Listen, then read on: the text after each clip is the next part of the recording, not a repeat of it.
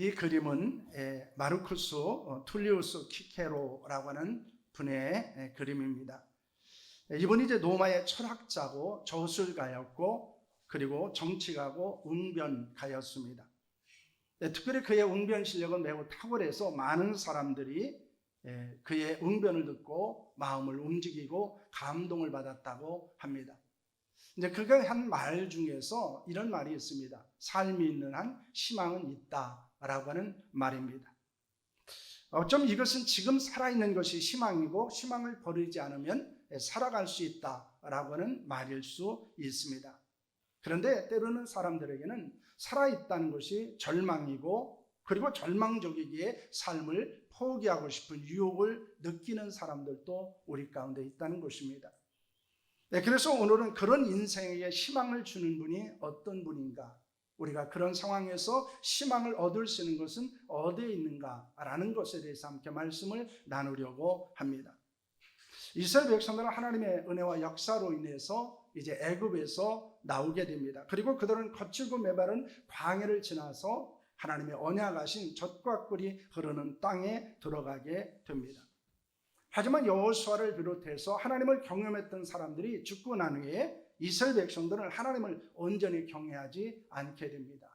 특별히 사사시대에는 자기의 소견에 옳은 대로 행했다라고 할 정도로 그들은 자기의 마음대로 생각대로 살아갔던 삶이었습니다. 이스라엘 백성들은 주변 이방 나라들과 같이 인간을 왕으로 허락해달라고 하나님께 요구를 하게 됩니다. 그러자 하나님은 왕이 되어졌을 때, 인간 왕이 되어졌을 때 일어날 수 있는 일들에 대해서 경고를 합니다. 너희들은 불행해질 수도 있고 너희들이 가지고 있는 소중한 것들을 때로는 잃어버릴 수도 있다라고 하는 경고를 하면서 그들에게 왕을 허락해 줍니다. 그래서 사울이 왕이 됩니다. 하지만 사울은 왕으로 인해서 이스라엘은 영적인 암흑기를 맞이하게 됩니다. 그는 이스라엘 하나님의 나라로 하나님의 말씀 위에 하나님의 신앙 위에 세우려는 것이 아니고 자기의 나라를 세우려고 했기 때문입니다. 그는 하나님을 버리고 말씀을 버렸기 때문에 하나님으로부터 버림을 받고 왕에서 쫓겨나게 됩니다.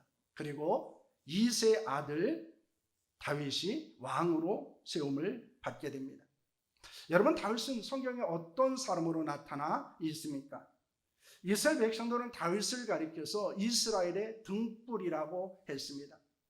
그는 사울 왕 시대에 꺼져가는 등불과 같았던 이스라엘을 다시 밝힐 수 있는 희망적인 사람이었다고 고백을 하고 있는 것입니다.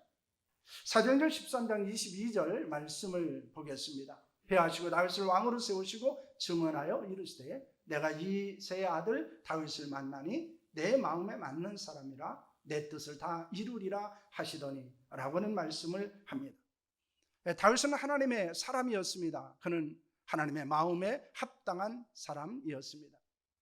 하지만 이 다윗은 완벽하지도 완전하지도 않은 사람이었습니다. 그는 이스라엘 백성들을 실망시키고 또한 절망감을 느끼게 하는 죄를 범하게 됩니다.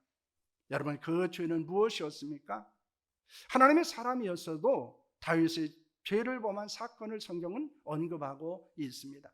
그것은 햇사람이며 충신한 신하였던 우리아가 전쟁에 나갔을 때 그의 아내를 취하고 그리고 그 아내 밧세바가 임신을 하게 된 것입니다. 그리고 그 임신한 사실을 감추기 위해서, 은폐하기 위해서 이제 우리아를 전쟁에서 죽게 만들게 됩니다.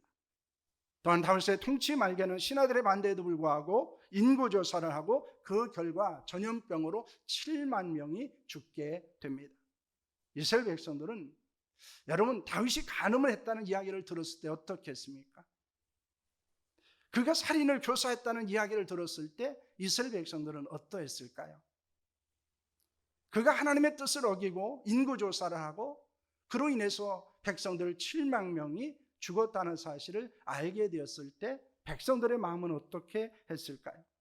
아마 백성들은 굉장히 실망했을 것입니다. 때로는 절망감을 느끼는 백성들도 있었을 것입니다. 그들은 다윗과 이스라엘에 대한 희망을 가질 수 없습니다. 왜냐하면 사울에 이어서 그래도 하나님의 사람이라고 하는 다윗이 왕이 되었는데 그가 죄를 범하고 그리고 그로 인해서 이스라엘에 이런 고난과 역경이 온다고 하는 사실은 그들에게 충분히 절망감을 느낄 수밖에 없었을 것입니다. 여러분, 인간은 연약함과 한계를 가지고 있는 사람입니다. 그런 존재들이기 때문에 때로는 우리는 사람들 때문에 실망할 수 있습니다. 절망할 수도 있습니다. 우리 또한 마찬가지입니다. 사람들에게 실망시키기도 하고 사람들에게 절망감을 느끼게 만드는 자로 살아가기도 합니다. 그렇다면 우리는 희망을 잃어버린 채로 이 땅을 살아야 됩니까? 우리는 실망하고 절망하고 낙심하고 원망하면서 과연 우리는 그렇다면 우리의 인생을 마쳐야 하는가라는 것입니다. 하나님은 우리에게 절망 가운데 버려두지 않으신다는 것입니다. 그래서 성경에는 우리를 절망 가운데 희망을 발견하도록 하셨다는 사실을 우리에게 말씀하고 있는 것이 있습니다. 여러분, 우리에게 희망을 주시는 분, 그분은 누구입니까? 사도행전 13장 23절 말씀을 보시기를 바랍니다. 함께합니다. 하나님이 약속하신 대로 이 사람의 후손에서 이스라엘 위하여 구주를 세우셨느니 곧 예수라라는 말씀을 합니다. 여러분, 다윗에게 실망할 것입니다. 다윗을 통해서 때로는 낙심하고 절망하게 될 것입니다. 그런데 그것으로 이스라엘의 역사가 끝나지 않는다는 것입니다. 인류가 낙심과 절망 가운데 있지 않게 된다는 것입니다. 하나님은 다윗의 죄로 인해서 이스라엘 백성들이 절망했지만 그들에게 소망을 주는 말씀을 하십니다. 그것은 하나님께서 약속하신 대로 다윗의 자손 가운데서 한 분 구세주를 보내주신다는 것입니다. 그분이 바로 예수 그리스도이십니다. 예수는 죄와 사망 가운데 있는 사람들에게 희망을 주셨습니다. 비록 사람들은 실망을 주고 낭망을 가져다 주지만은, 절망을 가져다 주지만은 예수는 우리에게 희망이고 예수님은 우리에게 희망을 주시는 분임을 말씀하고 있는 것입니다. 솔로몬에게 족속의 헬라인이었던 한 여인이 예수님을 찾아오게 됩니다. 예수님의 소문을 듣고 와서 예수님 발 앞에 엎드렸습니다. 여인은 자신의 딸에게 귀신이 들려 있는데 그 더러운 귀신을 내어 쫓아달라고 간청을 하게 됩니다. 예수님이 여인의 말을 들으시고 무엇이라고 말씀을 하십니까? 마가복음 7장 27절 말씀입니다. 마가복음 7장 27절입니다. 함께합니다. 예수께서 이르시되 자녀로 먼저 배불리 먹게 할지니 자녀의 떡을 죄하여 개들에게 던짐이 마땅치 아니하니라 라고는 말씀을 합니다. 그 말씀은 여인의 간구를 들어주시지 않겠다는 것입니다. 때로는 이 말은 들었던 여인은 어땠을까요? 굉장히 낙심했을 것입니다. 절망했을 것입니다. 아니면 인간적인 모멸감을 느꼈을 수도 있습니다. 여러분, 만일 여러분이 그 말씀을 들었다면 어떠했을까요? 그런데 여인은 어떻게 합니까? 마가복음 7장 28절 말씀은 이렇게 말합니다. 여자가 대답하여 이르되 주여 올소이다마는 상 아래 개들도 아이들이 먹던 부스러기를 먹나이다 라고 말합니다. 여인은 예수님의 거절을 들었음에도 개들이 주인의 아이들이 먹는 상에서 떨어지는 부스러기를 먹습니다 라고 말합니다. 그 부스러기 같은 은총이라도 자신에게 베풀어 달라는 것입니다. 그것은 무엇 때문이었을까요? 예수님 외에는 다연히 없다는 것입니다. 자신의 딸에게 있는 귀신을 내어쫓을 수 있는 존재는 예수님밖에 없다는 것입니다. 예수님만이 딸을 치유할 수 있는 희망이라는 것입니다. 그것이 있었기 때문에, 그 희망이 있었기 때문에, 그 믿음이 있었기 때문에, 그 확신이 있었기 때문에 그는 예수님에게 다시 한 번 더 부스러기 같은 은혜라도 베풀어 달라고 간구하고 있습니다. 그래서 여인에게 어떤 일이 일어났을까요? 마가복음 7장 30절 말씀입니다. 함께합니다. 여자가 집에 들어가 본즉 아이가 침상에 누웠고 귀신이 나갔더라 라고는 말씀을 합니다. 예수는 여인의 말을 들으시고 귀신이 딸에게서 떠나갔으니 돌아가라고 말씀합니다. 여인이 예수님의 말씀에 순종하여 집으로 돌아갔을 때 딸에게서 귀신이 나갔고 딸은 침상에 평안히 누워 있었습니다. 여러분, 딸이 귀신에 들려 소리를 지르고 발작을 일으킬 때 이 엄마의 마음은 어떠했을까요? 아마 찢어졌을 것입니다. 그런 딸을 도와줄 수 있는 아무런 능력이 없다는 사실이 그 엄마의 마음을 얼마나 아프겠는지 모릅니다. 어쩌면 예수님께 나오기 전에 가진 방법을 시도했을 것입니다. 능력 있다는 사람을 찾아다녔을 것입니다. 하지만 여전히 귀신에 시달리는 딸을 바라보며 낙심하고 절망했습니다. 그런 여인에게 희망의 소문이 들렸습니다. 그것은 예수님에 대한 소문이었습니다. 그 소문은 낙심과 절망 가운데 있는 여인에게는 희망의 소식이었습니다.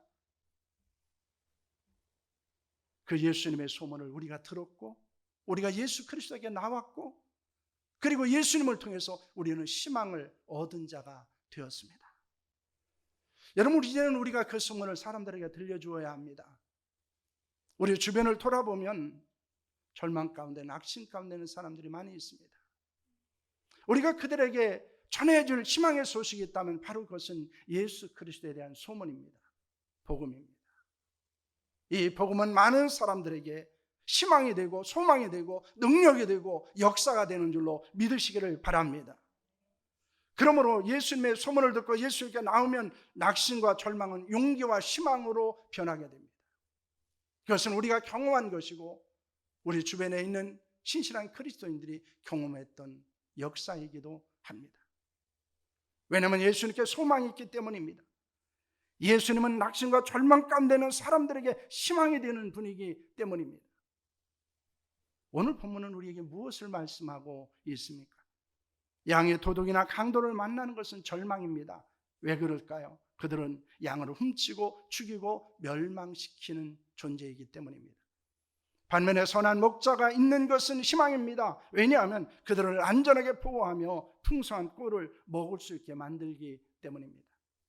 예수는 선한 목자의 비유를 통해서 우리에게 무엇을 말씀하고 있습니까? 오늘 9절과 10절 말씀을 보시기를 바랍니다. 오늘 말씀 9절 10절 함께합니다. 내가 문이 누구든지 나로 말미암아 들어가면 구원을 받고 또는 들어가면 나오며 꼴을 얻으리라. 도둑이 오는 것은 도둑질하고 죽이고 멸망시키는 뿐이요 내가 온 것은 양으로 생명을 얻게 하고 더 풍성 얻게 하려는 것이다 라는 말씀을 합니다. 예수님은 나는 양의 문이라고 말씀합니다. 나는 선한 목자라고 말씀합니다. 예수님은 양의 문이십니다. 양은 문을 통해서 들어가며 구원을 받습니다. 들어가며 나가며 꿀을 얻게 됩니다. 예수님은 선한 목자가 되십니다. 선한 목자는 양으로 생명을 얻게 하고 더 풍성히 얻게 합니다. 예수님에게 무엇이 있다고 말씀하고 있습니까? 구원을 받으며 꿀을 먹을 수 있다고 말씀합니다. 생명을 얻으며 더 풍성히 얻을 수 있다고 말씀하고 있습니다. 구원과 생명, 꿀과 더 풍성함은 같은 의미를 가지고 있습니다. 꿀은 양의 생존과 성장을 위한 양식입니다. 더 풍성함은 생명을 더한 행복을 말하고 있는 것입니다. 인간의 절망은 무엇에 있을까요? 사망과 불행에 있습니다. 그렇다면 인간의 희망은 무엇에 있을까요? 생명과 행복에 있습니다. 여러분, 이것이 오늘 본문에서 이 강도와 도둑과 선한 목자이신 예수 그리스도를 비교하며 설명하고 있는 것입니다. 그 당시에 자칭 메시아라는 사람들, 거짓 선지자들은 도둑하고 도둑질하고 강도질을 했습니다. 그들은 사람들에게 생명을 주지 못했습니다. 행복을 주지 못했습니다.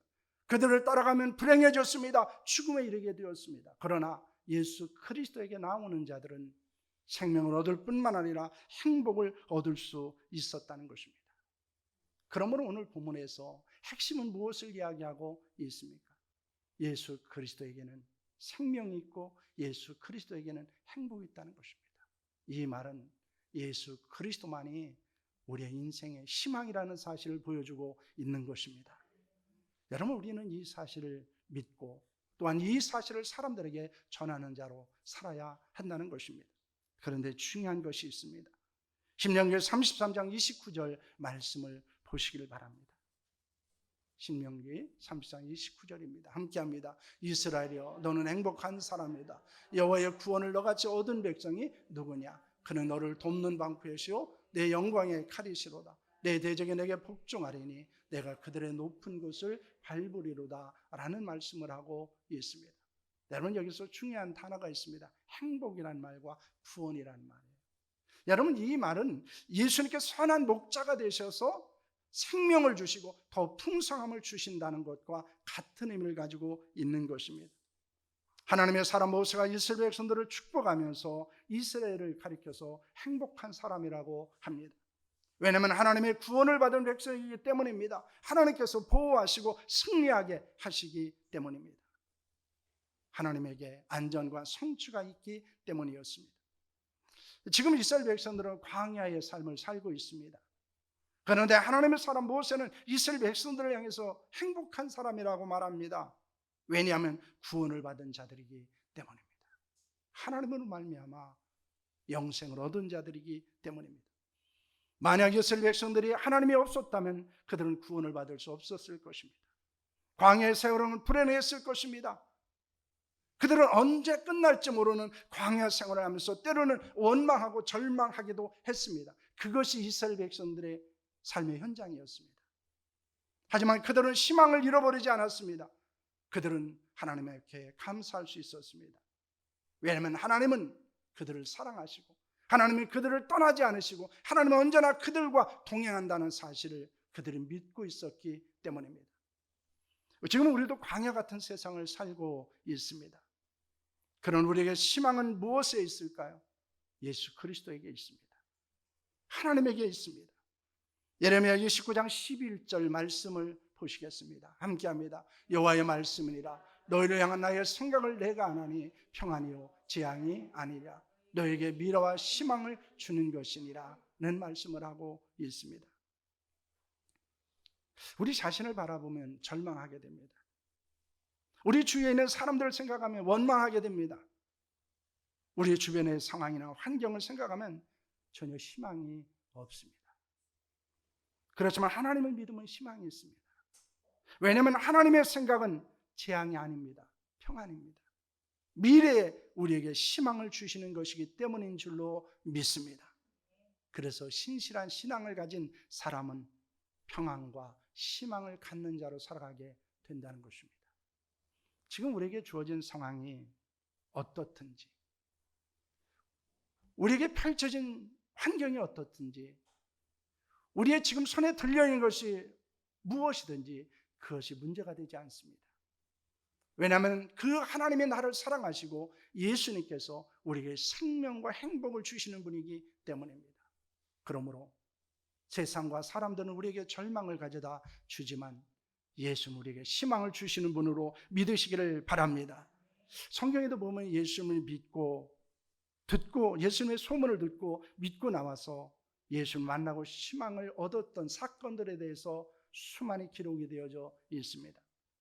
혈류증으로 고통받던 여인, 그 여인은 예수님을 만나고 희망을 발견합니다.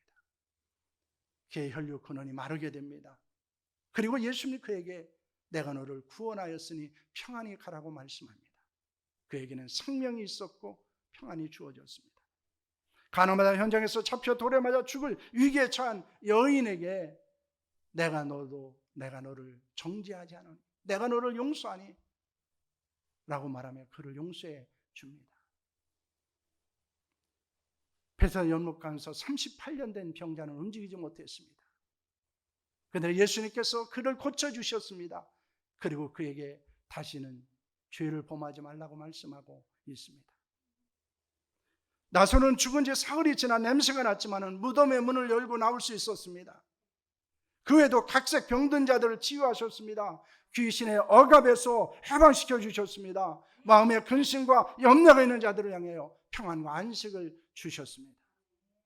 그들의 처한 환경, 그들의 육신적인 모습들, 그리고 그들의 연약한 육체는 그들에게 절망이었지만 그들의 예수님의 소문을 듣고 나왔을 때 그들은 예수님을 통해서 희망을 얻게 되었습니다.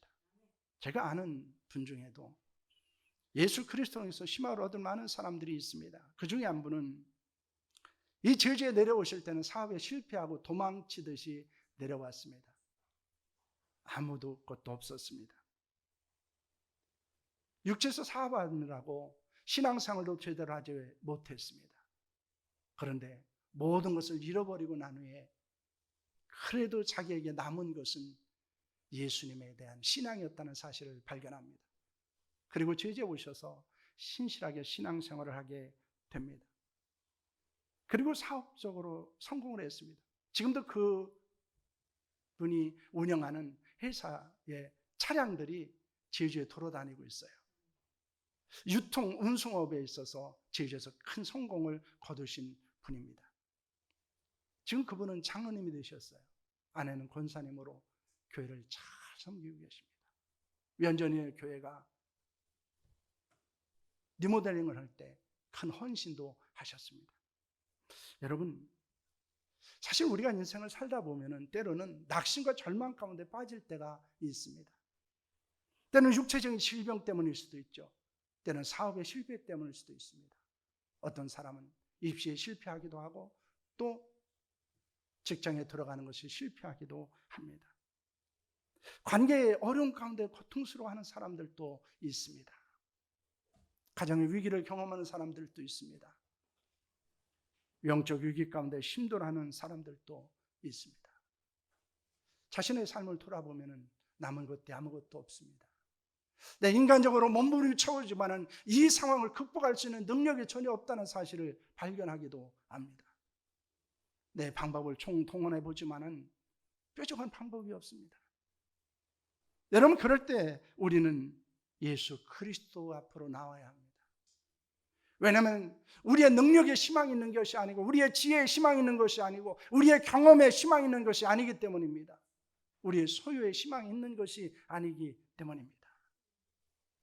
희망은 오직 예수 그리스도에게 있는 줄로 믿으시기를 바랍니다.